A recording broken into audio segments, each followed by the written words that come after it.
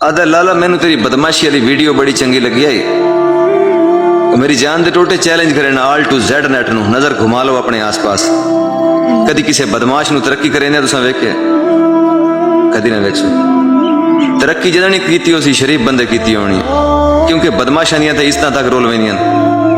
और कई बदमाशी है उस आखिया कि फिर आप बदमाशी करके हवालात ही खलोता हुए ते भैणा बैठी हुए वकीलों के चैंबरें च नकाब करके ते अम्मा भजी वधी हुए मुलाकात वास्ते अदालतों के टक्के का ही मफाद नहीं मेरी जान दे टोटिया।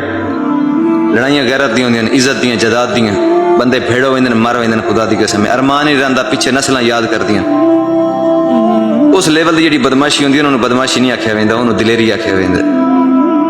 और ये चीज़ तो चलो काबिल कबूल है, लेकिन टके टके की गल के पिछे उस आख्या जी तैयारियां कर लेवनियां कि मर जावने तो ये कर देवने तो वो कर देवने, तो मुड़ तैयारी करो कि सब तो पहले थोड़ी इज्जत खत्म होनी जान दे। चैलेंज करे ना ऑल टू जेड नेट नू नजर घुमा लो अपने आस पास। कदी किसी बदमाश नू तरक्की करे ने तुसां वेख्या?